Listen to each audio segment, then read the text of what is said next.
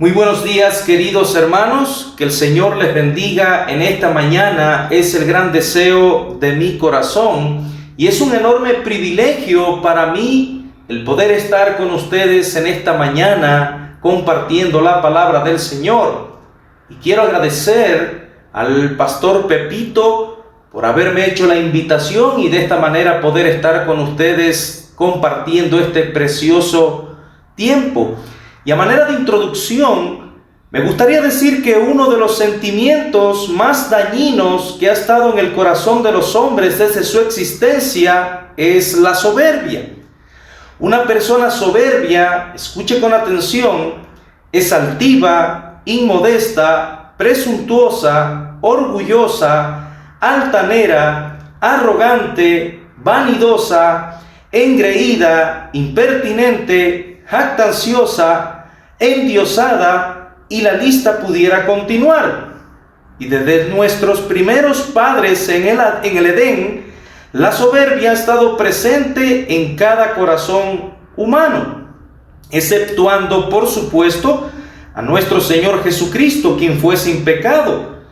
Y fue la soberbia en los corazones de Adán y Eva lo que los hizo pensar de manera arrogante que en verdad ellos llegarían a ser iguales a Dios si comían del fruto. Y desde entonces los hombres por naturaleza son soberbios de corazón. Fue un corazón soberbio el que llevó a Thomas Andrews, el encargado de la construcción del reconocido transatlántico RMS Titanic, a declarar con su boca que ni Dios mismo podría hundir ese barco. Y ya todos sabemos lo que tristemente pasó a las 11:40 de la noche del 14 de abril de 1912. Y quizás usted se pregunte, ¿y qué tengo yo que ver con todo eso? Mis queridos hermanos y amigos, como dije anteriormente, la soberbia ha estado en cada corazón humano y eso lo incluye a usted también. Aún en nuestras vidas de creyentes, en algún momento hemos sido soberbios. Tal vez usted vuelva a preguntarse, ¿puede un cristiano ser soberbio? O sea, altivo, inmodesto, presuntuoso, orgulloso, altanero, arrogante, vanidoso, engreído, impertinente, jactancioso y endiosado. Y en verdad me gustaría decir que no, pero ciertamente así es. Y precisamente en esta mañana vamos a estar hablando de este tema tan importante y que nos afecta también a nosotros los cristianos. Es por eso que he titulado este mensaje, La soberbia en la vida del cristiano. Y voy a pedirle que abra la palabra del Señor en la epístola de Santiago, en el capítulo 4, y vamos a estar leyendo desde el versículo 13 al 17. Santiago capítulo 4, versículo del 13 al 17.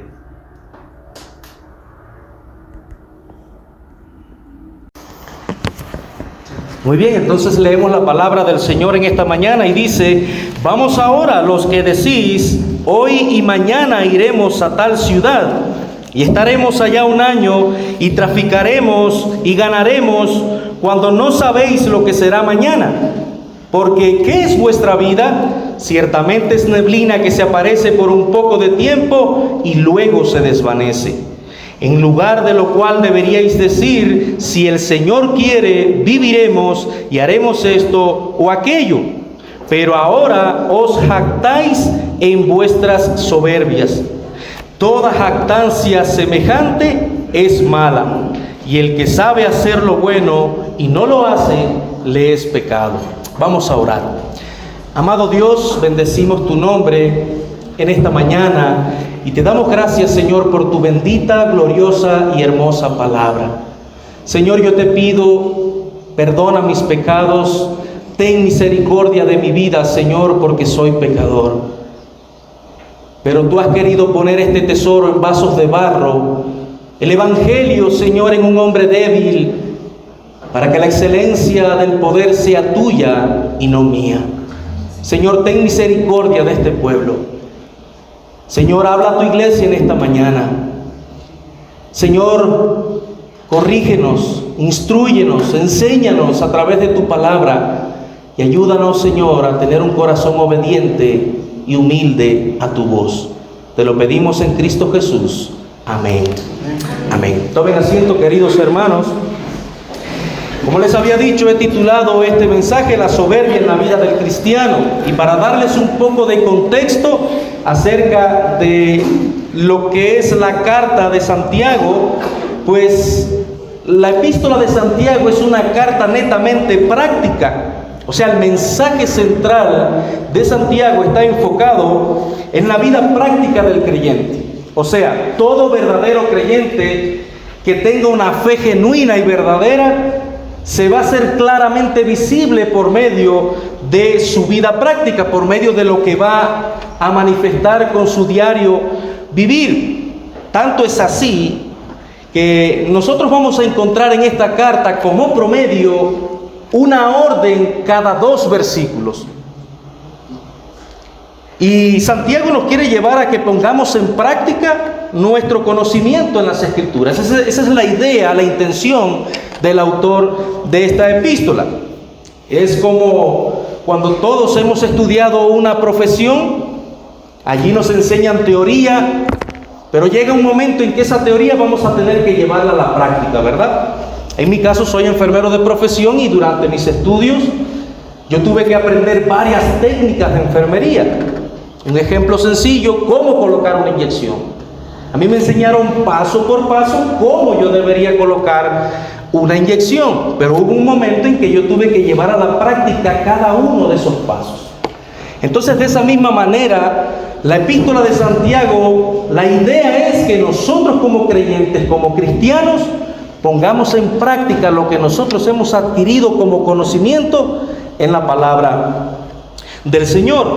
Entonces, toda fe genuina y verdadera se va a hacer claramente visible sobre 4 aspectos fundamentales.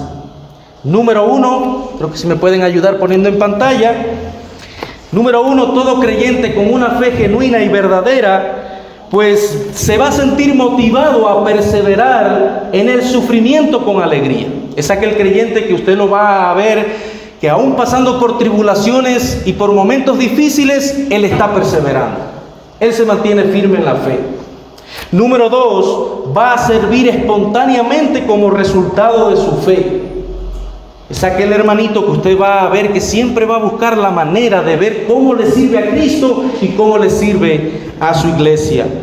Número 3, va a hablar sabiamente, va a hablar con sabiduría. Es decir, no palabras arrogantes, altivas, orgullosas, sino van a encontrarse en él palabras sabias que siempre van a buscar glorificar a Cristo. Y no solamente va a hablar palabras sabias, sino que también va a buscar hacer la voluntad del Señor. Y como número 4, pues va a mostrar buen sentido en sus relaciones con quienes le rodean, con los que están a su alrededor. Es decir, en la medida en que usted cultive una correcta relación vertical con Dios, eso va a traer como resultado una correcta relación horizontal con quienes le rodean. Entonces, es en esto en lo que el apóstol Santiago quiere que estos creyentes reflexionen. Y no nos olvidemos de un detalle importante aquí, hermanos. Esta carta está siendo dirigida a las 12 tribus que habían sido dispersadas en las regiones de alrededor, producto a la persecución que se había desatado luego de la muerte de Esteban en el capítulo 7 de Hechos, y que allí encontramos relatado. Y en el capítulo 1 de esta carta de Santiago, en el versículo 1, Santiago dice que esta carta está siendo dirigida a los judíos que están dispersos, que se habían convertido al cristianismo. Y Santiago quiere que ellos cambien su manera de proyectarse, ya que su manera de evidenciar su fe, su actitud, estaba dejando mucho que desear. Y es en ese capítulo 4, en este capítulo 4, donde Santiago es directo y confrontador con estos creyentes, ya que la soberbia, la arrogancia había invadido sus corazones, a tal punto que sus vidas y su manera de hablar no estaban mostrando la fe que ellos profesaban tener. Y quizás usted diga, bueno, eso era para ellos, eso no tiene nada que ver conmigo. Mire, la única manera en que esta palabra no le afecte a usted es que usted me diga que nunca en la vida ha sido soberbio. Y si alguien aquí en esta mañana pudiera decir, yo nunca he sido soberbio, o sea, yo nunca he sido altivo, arrogante, orgulloso, si alguien lo pudiera decir, por lo menos estaría mintiendo, hermanos. Y mentir sobre algo que por naturaleza nosotros traemos en nuestro interior como seres humanos, ya eso nos convierte en seres altivos, en seres arrogantes, en soberbios, en orgullosos. Y es el orgullo lo que precisamente nos va a llevar muchas veces a nosotros como creyentes a apoyarnos en nuestras propias posibilidades y en nuestros propios recursos.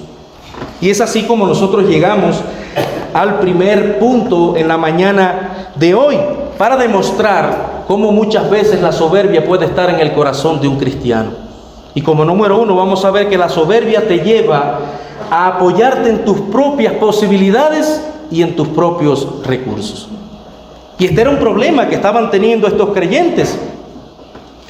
Desde el versículo 1 hasta el versículo 4 del capítulo 4 de Santiago, nosotros vemos que Santiago describe una lista de pecados que tenían estos creyentes. Dice el verso 1 hasta el 4, ¿de dónde vienen las guerras y los pleitos entre vosotros? ¿No es de vuestras pasiones las cuales combaten en vuestros miembros? Codiciáis y no tenéis, matáis y ardéis de envidia y no podéis alcanzar. Combatís y lucháis, pero no tenéis lo que deseáis porque no pedís. Pedís y no recibís porque pedís mal, para gastar en vuestros deleites. Oh almas adúlteras, ¿no sabéis que la amistad del mundo es enemistad contra Dios?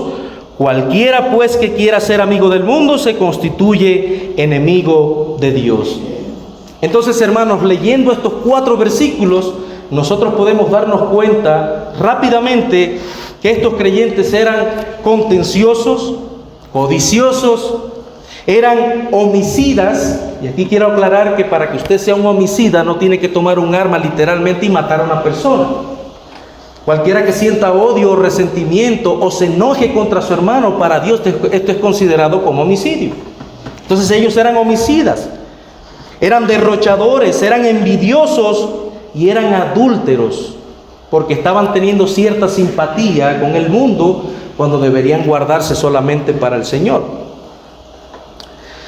Entonces, mis queridos hermanos, la pregunta es, ¿eran soberbios o no eran soberbios estos creyentes? Eran soberbios de corazón. Y Santiago les dice en el verso 6 lo que sucede con aquellos que tienen un corazón soberbio. Dice en el verso 6, pero Él da mayor gracia, hablando de Dios. Por esto dice, Dios resiste a los soberbios y da gracia a los humildes. Entonces, el corazón soberbio despierta la resistencia de Dios. La palabra allí resiste en el griego es la palabra antitazomai. No sé si me pueden ayudar, gracias. Es antitazomai, que significa ser hostil, oponerse, resistir, rebelar. O sea, la soberbia del hombre despierta la resistencia de Dios. O sea, hace que Dios se vuelva hostil contra ese hombre soberbio. Hace que se oponga a todo aquel que actúa con soberbia. La soberbia del hombre es la que hace que Dios se manifieste de esta manera. La humildad es todo lo opuesto a la soberbia. Pero estos hombres, lejos de ser humildes, ellos estaban siendo soberbios, estaban siendo orgullosos, se jactaban de aquellas cosas que ellos mismos podrían llegar a hacer por medio de sus propias fuerzas. O sea, básicamente ellos habían descuidado la dependencia de Dios y estaban apoyándose en sus propias posibilidades y en sus propios recursos sin tener en cuenta a Dios para nada. ¿Para qué? Para lograr hacer y cumplir los propósitos que ellos habían propuesto en el corazón. Y un ejemplo de esto en las Escrituras lo vamos a encontrar en Sara, la esposa de Abraham. Todos conocen la historia de Abraham y cómo Dios le había prometido a Abraham una gran descendencia. Sara conocía la promesa y conocía la palabra del Señor, pero el tiempo comenzó a pasar y Sara veía que la promesa no se cumplía. Y ella entró en desesperación. ¿Por qué entró en desesperación? Porque había un problema con Sara, y era que Sara era estéril. Y si había algo frustrante para la mujer de esa época, era ser estéril, era no poderle dar hijos a su esposo.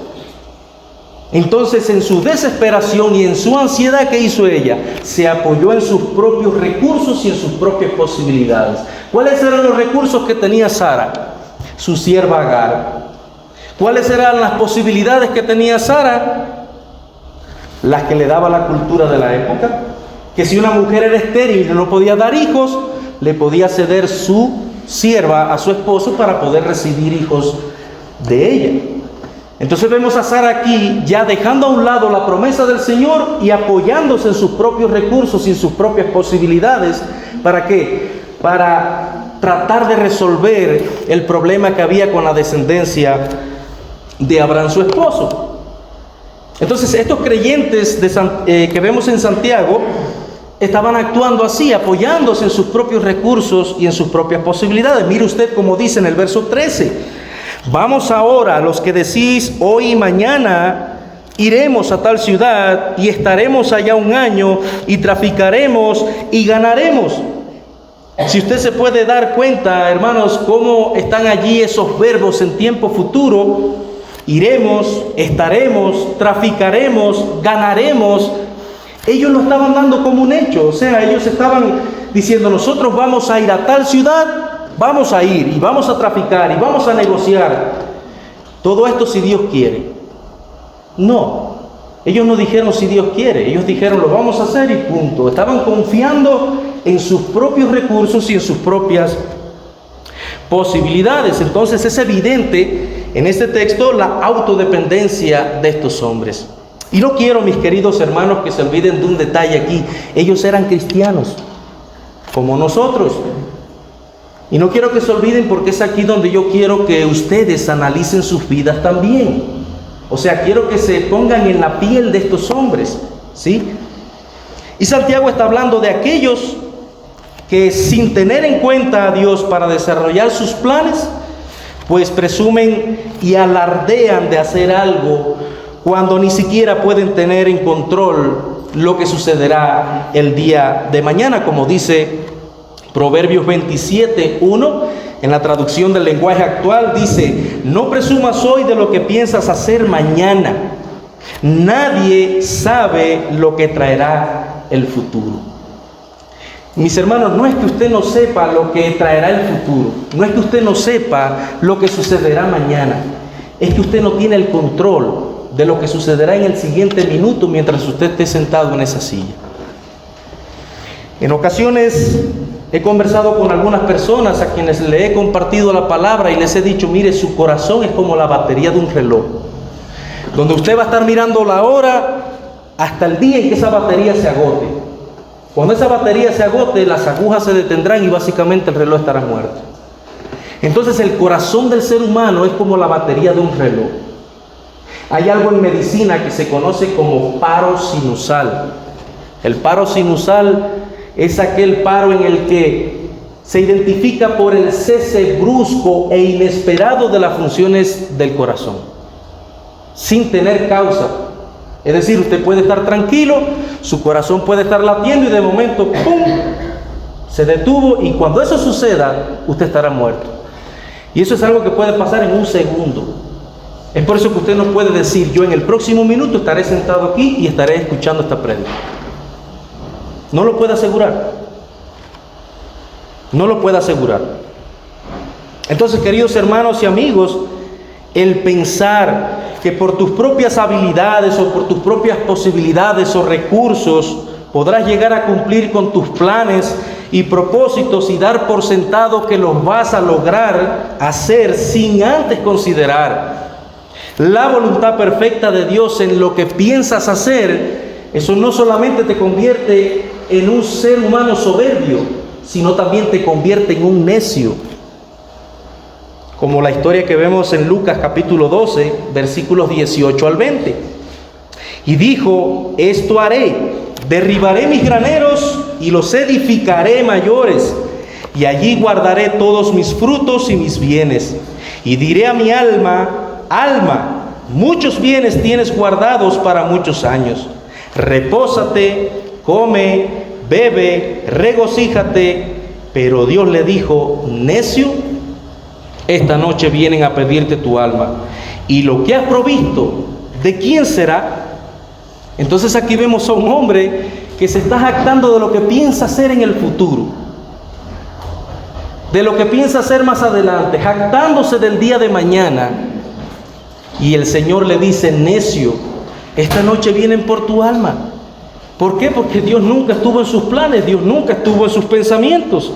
Entonces lo que Dios quiere comunicar en este texto es que eso no es algo que depende de Él, de que Él quiera lograr hacer, ni tampoco depende de ninguno de nosotros aquí lo que nos propongamos hacer en el futuro y que lo vamos a lograr. No depende de nosotros, hermanos. Tú no puedes asegurar que lo lograrás hacer lo que te has propuesto para el futuro, y cuando tú planeas hacer algo sin buscar la dirección de Dios y su voluntad perfecta, tú vas a ser considerado por Dios como un necio, como el hombre de esta historia. En ocasiones le he dicho a algunas personas: ustedes tienen sueños, y de hecho se los digo a ustedes también, porque estoy seguro que así es. Ustedes tienen planes, metas, sueños, propósitos en la vida, pero ninguno de ustedes podrá asegurarme que los va a lograr alcanzar. Ninguno. Y el que lo diga ya tiene un corazón soberbio. Sin embargo, yo sí les puedo asegurar de que un día van a morir, porque está escrito. Un día van a morir, y eso es un hecho. En el verso 14 dice: cuando no sabéis lo que será mañana, porque ¿qué es vuestra vida? Ciertamente es neblina que se aparece por un poco de tiempo y luego se desvanece. Pero mire cómo lo dice la Nueva Traducción Viviente. ¿Cómo saben que será de su vida el día de mañana? La vida de ustedes es como la neblina del amanecer. Aparece un rato y luego se esfuma. Es interesante, me encanta la analogía que usa aquí Santiago para comparar cómo es la vida del ser humano, lo frágil y pasajera que es la vida del ser humano. Yo creo que todos nosotros hemos estado en lugares donde hemos estado rodeados de neblina, ¿verdad? Y nosotros miramos y como que de momento se desapareció. Estábamos con neblina y de momento se desapareció la neblina. Vemos claramente el día. Entonces así es la vida del ser humano, como una neblina que se aparece por un poco de tiempo y luego se desaparece. Benjamin Franklin, quien fue uno de los presidentes de los Estados Unidos, él dijo lo siguiente: hay dos cosas seguras en la vida, la muerte y los impuestos. Los impuestos los puedes evadir, pero la muerte no la puedes evadir. Y quiero aclarar algo, no es que estoy diciendo de que usted puede irse a partir de mañana a evadir impuestos, ¿ya? No quiero que digan que de la iglesia de Pepe están diciendo que se pueden evadir impuestos. No, pero es lo que está comunicando aquí Benjamin Franklin al decir que eso es algo que usted tiene la capacidad de hacer, pero usted no tiene la capacidad de evadir la muerte, sino que ella cuando viene, viene de seguro. Mis hermanos, yo tengo ya 40 años y me parece que ayer era un niño. Si el Señor me da vida, de aquí a poco tendré 80 años. Y la vida me habrá pasado así, volando, ciertamente como una neblina. En el Salmo 39, versículos 4 y 5, dice el salmista: hazme saber, Jehová, mi fin y cuánta sea la medida de mis días. Sepa yo cuán frágil soy. He aquí diste a mis días término corto y mi edad es como nada delante de ti. Ciertamente es completa vanidad todo hombre que vive. Selah. ¿Sabe qué significa Selah? Se puede traducir como una pausa. O sea, es como si estuviera diciendo el salmista: haga una pausa, deténgase, escuche, preste con atención lo que se está diciendo aquí.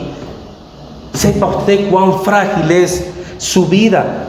He aquí diste a mis días término corto, decía el salmista, y mi edad es como nada delante de ti. Ciertamente es completa vanidad todo hombre que vive. Entonces, mis queridos hermanos y amigos, mirando lo frágil y pasajera que es nuestra vida, ¿no cree usted que mejor sería decir, si Dios quiere haré esto o aquello? Pero muchas veces ocupamos el lugar de Dios al tomar nuestras propias decisiones y hacer lo que creemos que es correcto. Cuando esto sucede, Dios, escuche con atención, cuando eso sucede, Dios deja de ser nuestro Dios y nosotros nos convertimos en nuestro propio Dios. Y es allí donde nosotros comenzamos a vivir como idólatras prácticos. Y ese es mi segundo punto en la mañana de hoy. La soberbia te convierte en un idólatra práctico. Recuerdan que habíamos visto que una de las características de la soberbia, de la persona soberbia, era el endiosamiento. Bueno, cuando tú intentas hacer algo con tus propias fuerzas sin buscar la dirección de Dios, sin buscar la voluntad de Dios en ello, eso te convierte en tu propio Dios. Y es allí donde ya tus decisiones toman más peso que la palabra de Dios. Te dejas llevar por la intención de tu corazón, aún sabiendo que el corazón es más engañoso que todas las cosas, como dijo Jeremías. Y es aquí donde nosotros como creyentes deberíamos hacernos la pregunta: ¿a quién voy a seguir? ¿A mi corazón o voy a seguir a Dios? ¿A quién voy a seguir? Dice en el verso 15, en lugar de lo cual deberíais decir, si el Señor quiere viviremos y haremos esto o aquello. Recuerden que habíamos dicho al principio que en esta epístola íbamos a encontrar una orden cada 2 versículos. Y aquí nosotros podemos ver que Santiago les está diciendo a estos hombres cómo era que debería ser la actitud de ellos a la hora de hablar, a la hora de conducirse. Él básicamente les está dando una indicación de cómo ellos deberían hablar. Y es aquí donde nosotros podemos ver que Santiago quiere cambiar, que ellos cambien la conducta con la que ellos se están moviendo, como con esa conducta arrogante y soberbia que ellos estaban teniendo. Pero no nos aislemos del problema, hermanos. Recuerden, ellos eran cristianos. Ellos eran cristianos como nosotros. Entonces no nos aislemos de este problema. Todo lo que planees hacer en tu vida, desde lo más mínimo, debería llevar la dirección de Dios, y tu deseo debe ser buscar la voluntad de Dios perfecta en lo que piensas hacer. No simplemente lo que sienta tu corazón, porque el corazón es engañoso.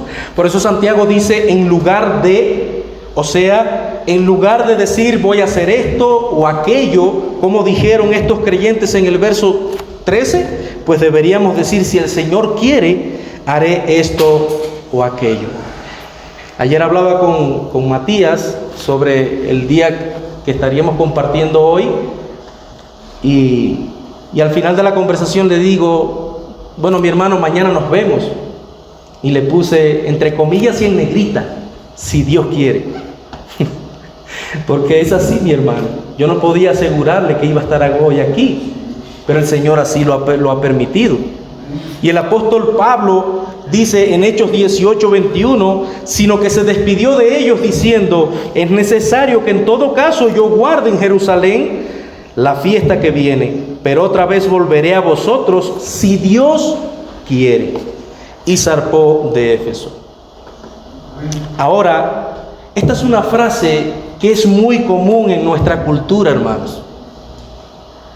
La mayoría de las personas saben usar esta frase, aún los incrédulos, ¿verdad?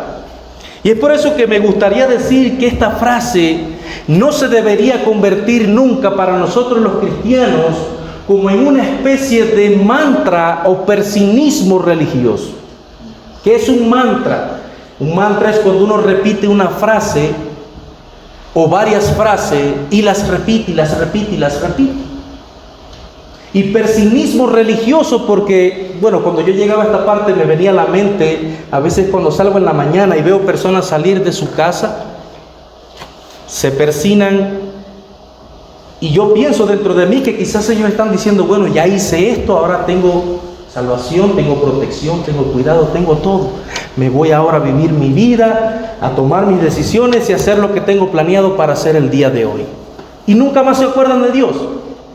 Entonces nosotros no podemos vivir así, hermanos. Nosotros no podemos levantarnos en la mañana y decir, si Dios quiere voy a hacer tal cosa o más cual cosa. Y simplemente me voy a ir a hacer lo que pienso hacer y a tomar mis decisiones.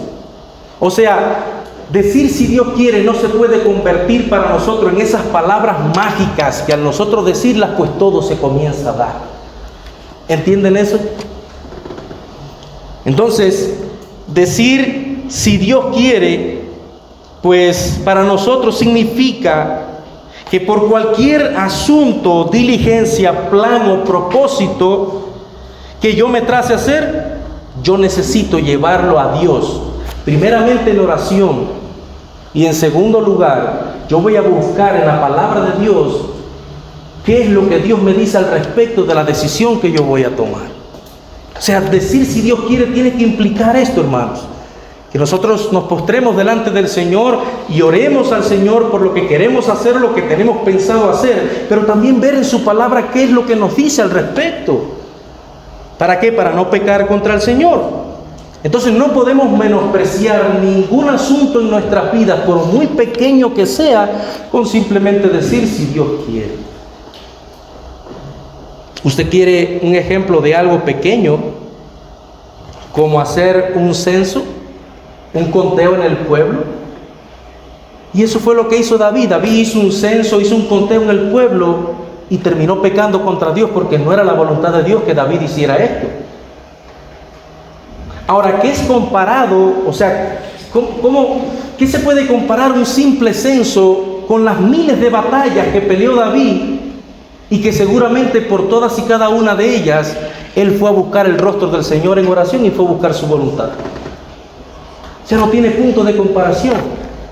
Pero sin embargo, en algo muy pequeño, en algo tan sencillo como hacer un censo, contar al pueblo, en eso David pecó contra Dios.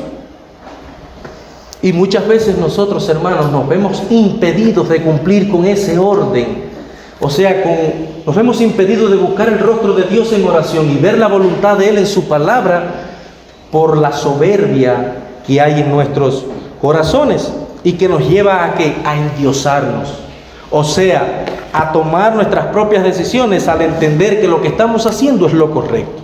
Volviendo al caso de Sara, ¿qué hizo Sara? Vio que no le podía dar hijos a su esposo, ¿y qué hizo? Ella tomó el control de la situación y dijo, aquí lo que tengo que hacer es lo siguiente: tengo que darle a mi sierva Agar, a mi esposo, y el hijo que tenga ella será mío. O sea, vemos a Sara aquí tomando el lugar que Dios merece tener. Y por eso es que ya no vemos a Dios hablándole a Abraham. No, ya vemos a Sara dirigiéndose a Abraham y diciéndole lo que él debía hacer.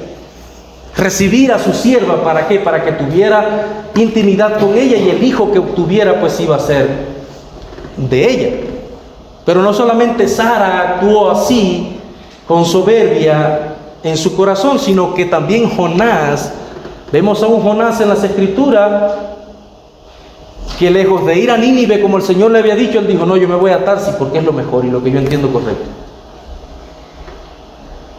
¿Se da cuenta, hermanos? Y nosotros no estamos lejos de allí porque estamos en el mismo canal, somos de la misma naturaleza. Y muy probablemente, luego de que usted haga lo que usted ha preparado hacer y se ha planeado hacer, muy probablemente usted se sienta orgulloso y altivo al decir lo logré. Quizás así fue Sara. Sara ya le dio a su sierva a Abraham y dijo, bueno, y ahora sí, se resolvió el problema de la descendencia de mi esposo. La pregunta es, ¿era la voluntad del Señor? No, no era la voluntad del Señor lo que ella hizo. Entonces, Aquí llegamos al tercer y último punto de esta mañana, y es que la soberbia te convierte en un ser presumido y orgulloso. Ya vimos en primer lugar que la soberbia te lleva a apoyarte en tus propias posibilidades y recursos. Número 2, vimos que la soberbia te puede convertir en un idólatra práctico. Y número 3, la soberbia te convierte en un ser presumido y orgulloso. En su libro titulado Victoria sobre los problemas de carácter, de John Hunt, habla acerca de las causas de la naturaleza orgullosa. Y dentro de las causas externas aparece el concentrarse en sí mismo. Es decir, el concentrarme en mí mismo es una de las causas externas de la naturaleza orgullosa del hombre. Y allí vamos a encontrar dos cosas importantes y que se puede apreciar precisamente en los creyentes a quien Santiago se dirige. Y es el interés propio y la confianza en sí mismo. Como dice en el verso 16, pero ahora os jactáis en vuestras soberbias, y toda jactancia semejante es mala. ¿Qué estaban diciendo ellos? Iremos, viviremos, traficaremos, haremos esto, haremos lo otro, si Dios quiere. No, ellos no estaban diciendo si Dios quiere. Ellos estaban confiando en sus propios recursos y en sus propias posibilidades para hacer lo que tenían planeado hacer. Y Santiago llama la atención de estos creyentes al decirle que están actuando jactanciosamente. La soberbia ha llegado a producir en ellos arrogancia y orgullo, al pensar que pueden llegar a hacer todo lo que se han propuesto. Y hay dos palabras importantes allí en el verso 16, y es la palabra jactáis y la palabra soberbia. La palabra jactáis viene de la palabra griega kauchaomai, que significa hacer alarde, enorgullecerse, vanagloriarse. Y la segunda palabra es soberbia, que viene de la palabra griega alazoneia, que significa falso orgullo, jactancia por posesiones personales. Literalmente, escuche esto, orgullo de la vida, hacer alarde del control del propio destino o de los sucesos futuros. Entonces era así como estaba el corazón de estos creyentes, hermanos. Era así mismo. Ahora, no me puede negar usted que en algún momento de su vida ha sentido algún sentimiento de estos. En algún momento de su vida ha pasado por algunas de estas emociones. Somos muy vulnerables ante la soberbia, hermanos. Y somos muy vulnerables cuando se trata de aquellas cosas que nosotros queremos hacer o planeamos hacer y queremos lograrlas. Aquellas cosas que anhelamos. Es muy fácil actuar con soberbia cuando quieres cambiar de empleo, cuando quieres un nuevo empleo, cuando quieres abrirte un nuevo negocio.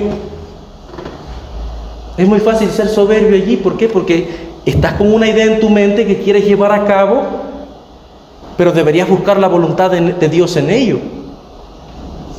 Y también puedes llegar a ser muy soberbio en tu corazón cuando quieres iniciar una relación de noviazgo. Quizás hay una joven o un joven que no comparte tus mismos principios del mundo y quizás te estás enamorando, y es muy fácil ser soberbio allí e irte en contra de lo que la palabra del Señor dice. La palabra dice: no os unáis en yugo desigual. Entonces es allí donde ya las emociones y los sentimientos en ti comienzan a tomar más lugar en tu corazón que la propia palabra de Dios. Es allí donde tú empiezas a dudar: pero ¿será tan malo? No creo que sea tan malo. En una ocasión, una hermana se acercó para pedirme un consejo y me dijo: hermano, quiero que me aconseje. Hay una persona que está interesada en mí, pero es una persona del mundo. Digo: hermana, la palabra es clara y dice que no debemos unirnos en yugo desigual. Y ella me dijo: sí, yo he visto el pasaje. Entonces, hermanos, ¿tendría lugar una consejería bíblica cuando nosotros conocemos los textos? O sea, ¿tendría sentido que usted se acerque a una persona a pedirle un consejo así, cuando usted sabe que la palabra dice: no te unas en yugo desigual? ¿Cuál es la parte del texto que tú no entiendes? Está muy claro. Y lo que es más peligroso aún, hermanos, a veces podemos sentir soberbia en nuestros corazones cuando tenemos en nuestras manos recursos o posibilidades que se han puesto en nuestras manos para que nosotros dispongamos de ellas. Una buena cuenta bancaria, o ser el jefe en tu puesto de trabajo, o lo que es más duro aún, cuando eres líder de un ministerio dentro de la iglesia. Cuando tú eres líder de un ministerio dentro de la iglesia, allí puede llegar a tu corazón la soberbia. Te puedes sentir altivo, orgulloso, vanaglorioso.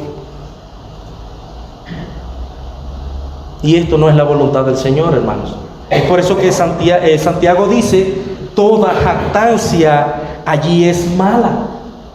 Y en Proverbios 16, 18 al 19, dice, antes del quebrantamiento es la soberbia, y antes de la caída la altivez de espíritu. Mejor es humillar el espíritu con los humildes que repartir despojos con los soberbios. ¿Se da cuenta de lo que dice este pasaje, hermanos? Antes del quebrantamiento es la soberbia, y antes de la caída la altivez de espíritu. Este es un pasaje que se tiene que convertir para usted como si fuera un semáforo. Cuando usted nota que de repente está siendo altivo, que está siendo orgulloso, pero si aún no se ha dado cuenta, quizás un hermano viene y le dice, oiga mi hermano, o sea, le dice con todo amor, ¿no? Hermano, ¿sabe qué? A mí me parece que usted está siendo un poco altivo, me parece que está siendo orgulloso, me parece que hay un poco de soberbia en su corazón, porque su manera de actuar y de cómo está haciendo estas cosas no son correctas. Mire, mi hermano, eso para usted tiene que convertirse como en la luz amarilla del semáforo. ¿Qué le está diciendo? Que viene el cambio a roja.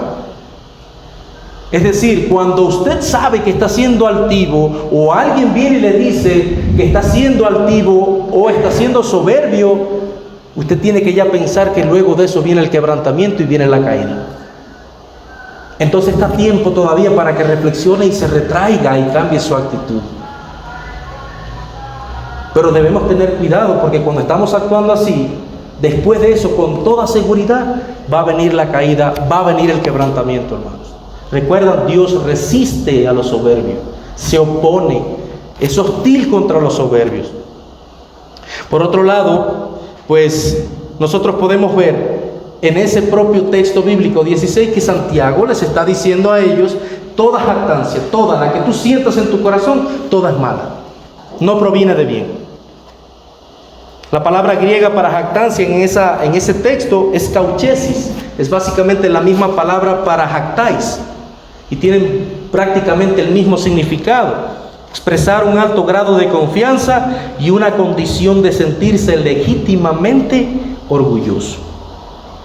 Ahora podemos entender mucho mejor cuál era la conducta de estos creyentes en el versículo 13 y cómo nosotros en muchas ocasiones hemos llegado a ser como ellos.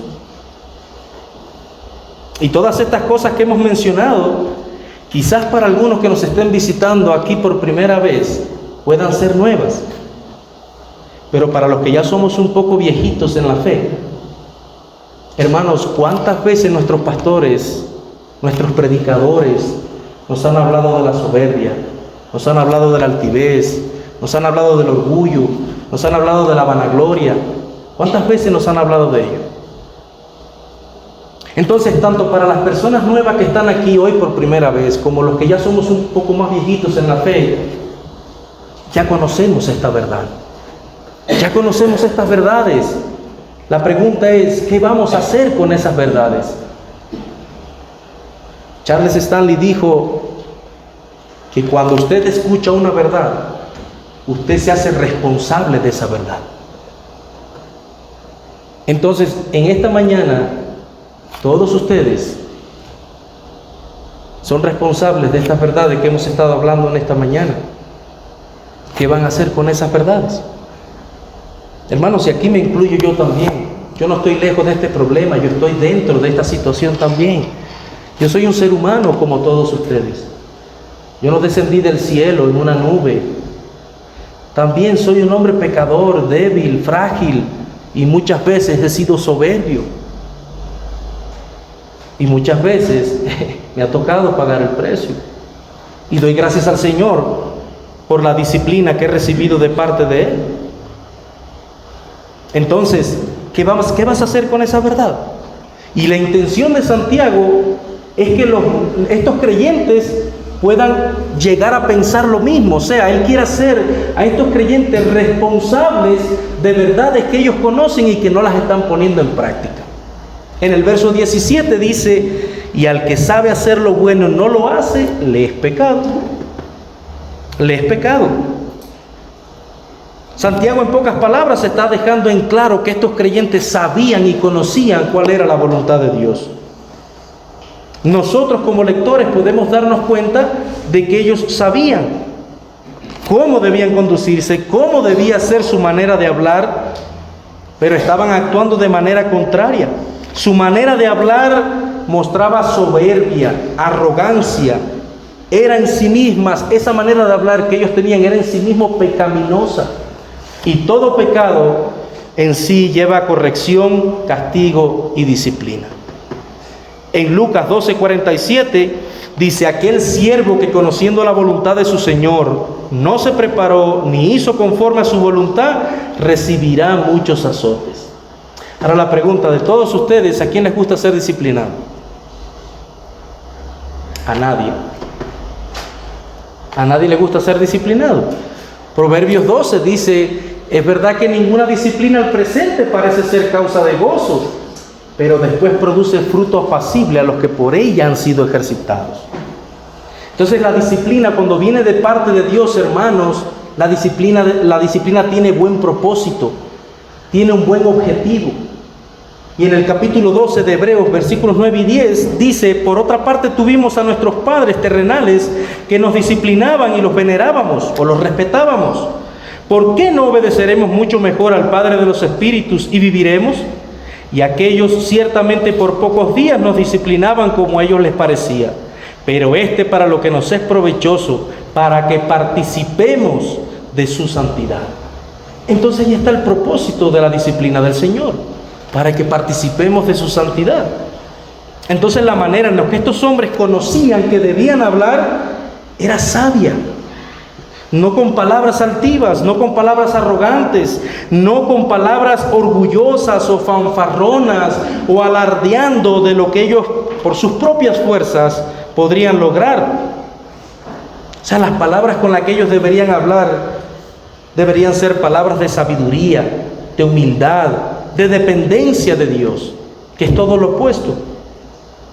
Es todo lo opuesto. Y lejos de ser soberbios, hermanos, nosotros deberíamos buscar ser humildes. La humildad es la palabra griega tapeinos, que significa modesto, sencillo, amable, dócil y manso. Y manso, como dijera el Señor Jesús en Mateo 11:29. Llevad mi yugo sobre vosotros y aprended de mí, que soy manso y humilde de corazón, y hallaréis descanso para vuestras almas. Hermanos, una persona soberbia, altiva y orgullosa jamás podrá tener paz en su alma. Jamás. ¿Por qué? Porque estará preocupado, estará con su mente ocupada pensando en cómo hacer las cosas y en cómo esforzarse para lograr hacerlas, sin tener en cuenta lo que Dios ha determinado en su perfecta voluntad. En cambio, la persona que es mansa y humilde, tranquila, reposada en las promesas del Señor, tiene descanso, tiene paz en su corazón. Ahora, ¿cómo puedo aprender del Señor a ser manso? Bueno, yo te voy a dar la clave, y es por medio de fomentar una relación íntima y estrecha con Jesús.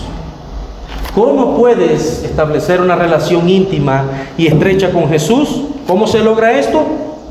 Por medio de dedicar tiempo a la oración y al estudio diario de su palabra. La oración te va a llevar a humillarte delante de Dios. La palabra te va a mostrar cuál es la voluntad perfecta de Dios, su carácter, lo que Él quiere para tu vida. En la medida en que tú tengas una correcta relación vertical con Dios, eso te va a traer como resultado una correcta relación horizontal con quienes te rodean. Yo no sé cuántos de ustedes han visto a esos amigos que son muy íntimos, son bien amigos, salen juntos, comen juntos, pasan mucho tiempo juntos. Llega el momento en que las cualidades del uno se le transfieren al otro porque pasan tanto tiempo juntos que a veces le dicen, güey, ya te pareces a fulano hablando. No te juntes tanto con fulano porque ya eres igualito a él. No por gusto la Escritura dice en Proverbio, el que se junta con sabio, sabio será. Pero el que se junta con necio será quebrantado.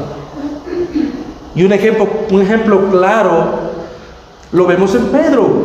No del versículo que cité, sino de lo que el apóstol Pedro pudo adquirir en los 3 años de ministerio cuando vivía con el Señor. Pedro andaba con el Señor, comía con el Señor, dormía en el mismo lugar donde el Señor dormía 3 años. Por eso le fue muy fácil a aquella persona, en la noche en que Jesús estaba siendo ya castigado para ser crucificado, cuando aquella persona le dijo, mira, Él es uno de ellos. Él se parece a ellos. La forma de hablar de Él es como la de ellos. ¿Por qué? Por el tiempo que había pasado con el Señor. Las cualidades de Cristo se habían transferido a Pedro prácticamente por tanto tiempo que pasaba con el Señor. En ocasiones esa ha sido mi oración, hermanos. Yo le he pedido al Señor, Señor, yo quiero que como a Pedro, a mí también me digan las personas, que sea muy fácil para las personas decir, tú eres uno de ellos. Porque tu forma de hablar es como la de ellos. Tu forma de pensar es como la de ellos. Tu forma de caminar, de conducirte en la vida es como la de ellos. Pero con la diferencia, Señor, de que no te niegue. Porque no quiero negarte. Entonces habíamos dicho al principio que esta carta es netamente práctica, hermanos. Es decir, usted debe poner en práctica la fe que profesa. Y era el llamado de Santiago para estos creyentes, pero es el llamado también en la palabra de Dios para todos y cada uno de nosotros. Una fe genuina va a producir una vida cristiana genuina y verdadera.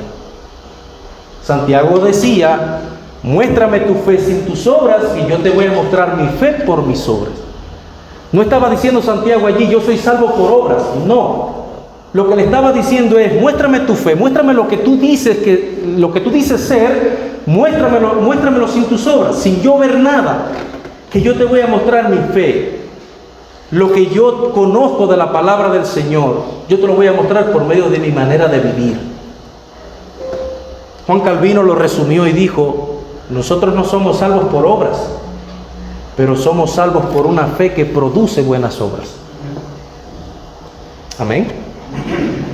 ¿Están despiertos? Ya estamos terminando. A manera de resumen, podemos decir que en nuestras vidas de creyentes tenemos enemigos que buscan hacernos caer. El diablo, el mundo y nuestra propia carne. Y es en nuestra propia carne donde combaten pasiones y deseos. Algunas de ellas mencionó Santiago en los primeros versículos del capítulo 4. Y pueden llegar esas pasiones a hacernos mucho daño, hermanos. Y una de esas pasiones es precisamente la soberbia. La soberbia puede hacernos mucho daño. Como número 1 vimos que la soberbia te puede llevar a apoyarte en tus propios recursos y en tus propias posibilidades. Número 2, la soberbia te puede convertir en un idólatra práctico. Porque allí vimos el ejemplo de Sara.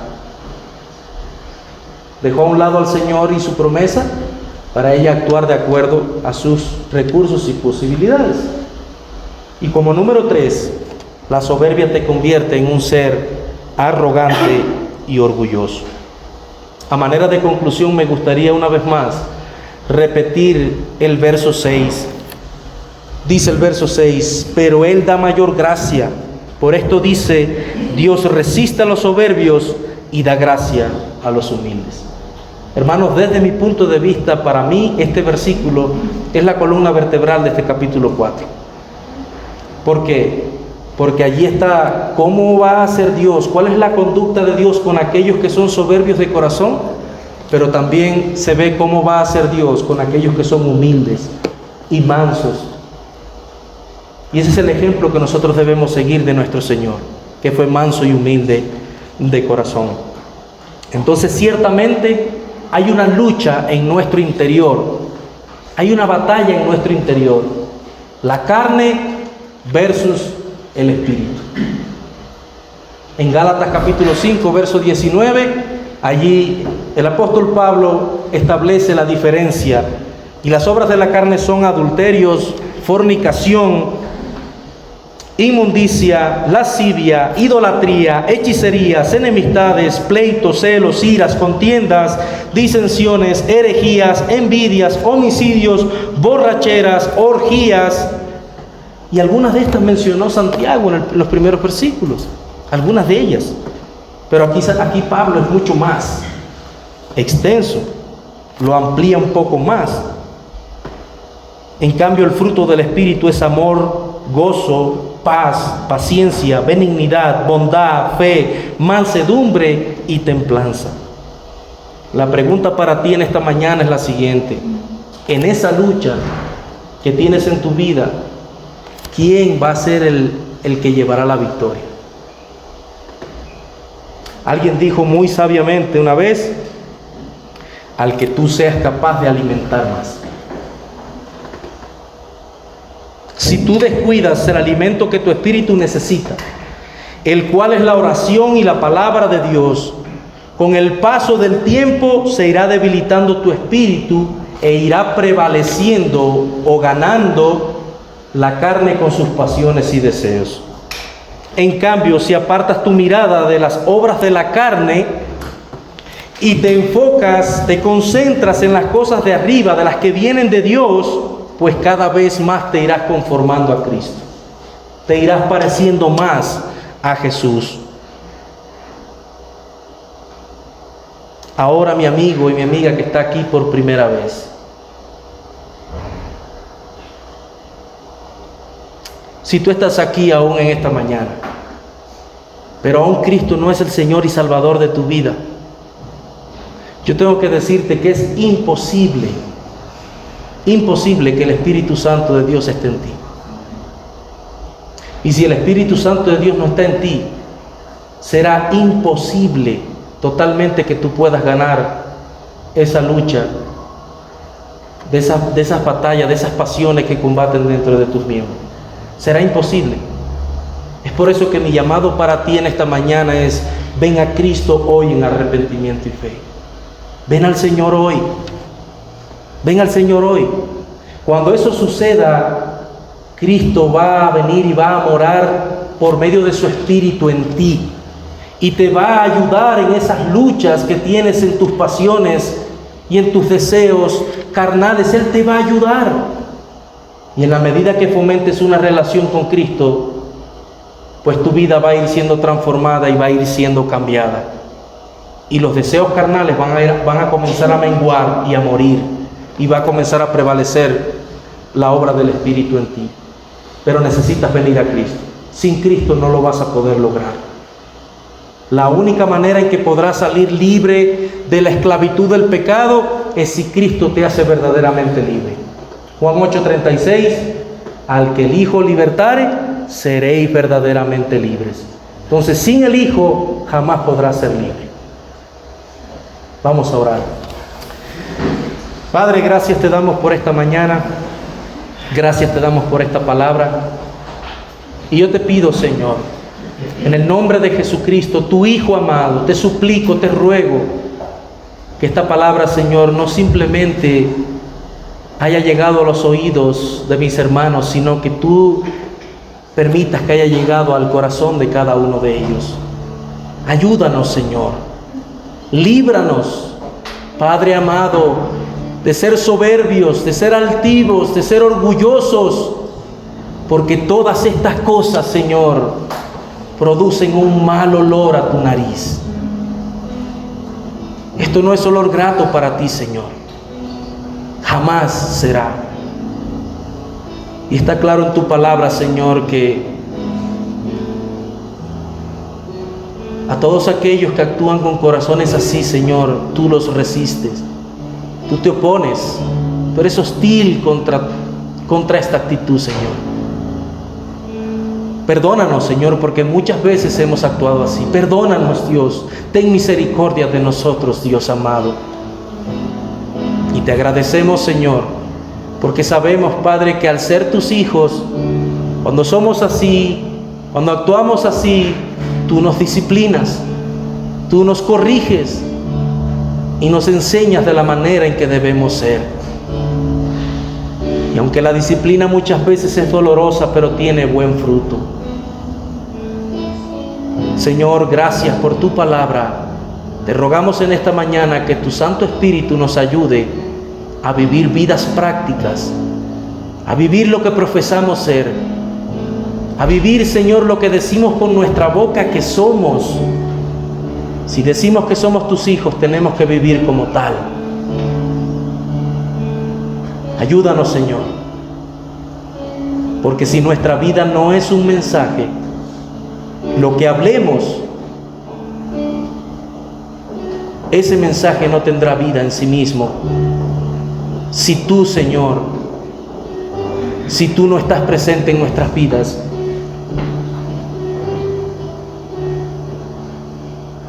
será imposible para nosotros poder vivir vidas que te den gloria, que te den honra, que te den honor, Señor. Ayúdanos, Dios eterno, y ten misericordia de nosotros según esperamos en ti. En el nombre de Jesús. Amén. Amén. Gracias, queridos hermanos, que el Señor les bendiga.